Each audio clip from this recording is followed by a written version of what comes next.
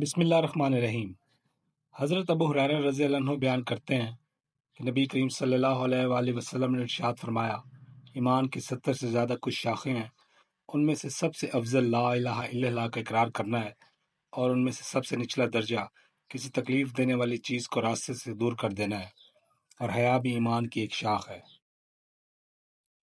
حضرت انس رضی اللہ عنہ بیان کرتے ہیں کہ نبی کریم صلی اللہ علیہ وآلہ وسلم نے ارشاد فرمایا کہ تم میں سے کوئی شخص اس وقت تک مومن نہیں ہو سکتا جب تک میں اس کے نزدیک اس کے والدین، اس کی اولاد اور تمام لوگوں سے زیادہ محبوب نہ ہو جاؤں۔ حضرت انس بن مالک رضی اللہ عنہ بیان کرتے ہیں کہ نبی کریم صلی اللہ علیہ وآلہ وسلم نے ارشاد فرمایا کہ جس شخص کے اندر 3 باتیں ہوں گی وہ ایمان کی مٹھاس کو پا لے گا۔ پہلی، اللہ اور اس کے رسول اسے باقی تمام چیزوں سے زیادہ محبوب ہوں۔ دوسری، جس شخص سے بھی اسے محبت ہو وہ صرف اللہ کی وجہ سے ہو۔ تیسری، وہ کفر میں لوٹنے کو اس طرح ناپسند کرتا ہو جیسے آگ میں ڈالے جانے کو ناپسند کرتا ہو۔ حضرت ابو ہریرہ رضی اللہ عنہ بیان کرتے ہیں، کچھ صحابہ نبی کریم صلی اللہ علیہ وآلہ وسلم کے پاس آئے۔ انہوں نے عرض کیا، ہمارے دل میں کچھ ایسے خیالات آ جاتے ہیں کہ ہم اسے بول نہیں سکتے، تو نبی کریم صلی اللہ علیہ وآلہ وسلم نے ارشاد فرمایا، وہ تو ایمان کی واضح علامت ہے۔ حضرت عبداللہ بن عمر رضی اللہ عنہ سے روایت ہے کہ نبی کریم صلی اللہ علیہ وآلہ وسلم نے فرمایا، مسلمان وہ ہے جس کی زبان اور ہاتھ سے دوسرے مسلمان محفوظ رہے۔ حضرت عبداللہ بن عمر رضی اللہ عنہ سے روایت ہے، ایک شخص نے پوچھا، یا رسول اللہ صلی اللہ علیہ وسلم، کون سا اسلام سب سے بہتر ہے؟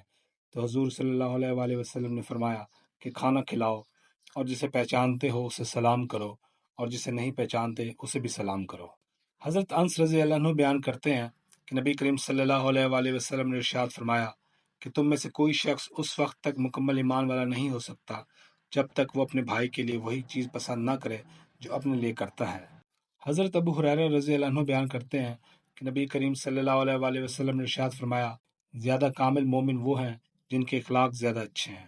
حضرت ابو ہریرہ رضی اللہ عنہ بیان کرتے ہیں کہ نبی کریم صلی اللہ علیہ وآلہ وسلم نے ارشاد فرمایا، جو اللہ اور آخرت کے دن پر ایمان رکھتا ہے اسے چاہیے جب بولے تو اچھی بات بولے، نہیں تو چپ رہے، اور جو اللہ اور آخرت کے دن پہ ایمان رکھتا ہے اسے چاہیے کہ اپنے پڑوسی کی عزت کرے، اور جو اللہ اور آخرت کے دن پہ ایمان رکھتا ہے اسے چاہیے کہ اپنے مہمانوں کی عزت کرے۔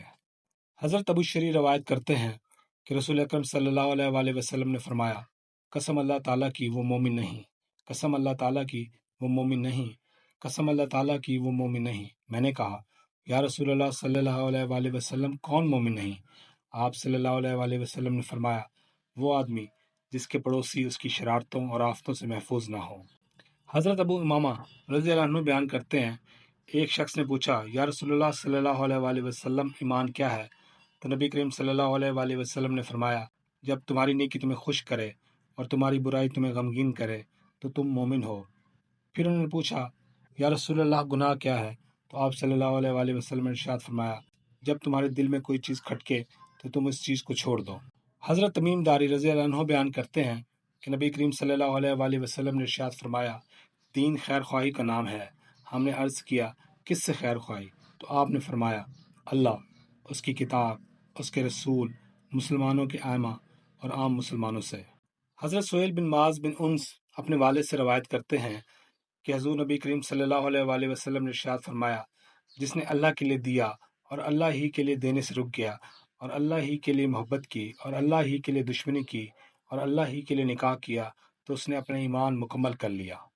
حضرت ابو موسیٰ اشعری رضی اللہ عنہ بیان کرتے ہیں کہ رسول کریم صلی اللہ علیہ وآلہ وسلم نے فرمایا، مومن کے لیے دیوار کی طرح ہوتا ہے جس کا بعض حصے کو تقویت دیتا ہے۔ حضرت سفیان بن سلیم بیان کرتے ہیں، حضور نبی کریم صلی اللہ علیہ وآلہ وسلم سے پوچھا گیا، کیا مومن بزدل ہو سکتا ہے؟ آپ نے فرمایا، ہاں۔ کیا مومن بخیل ہو سکتا ہے؟ آپ نے فرمایا، ہاں۔ پھر پوچھا گیا، کیا مومن جھوٹا ہو سکتا ہے؟ آپ نے فرمایا، نہیں۔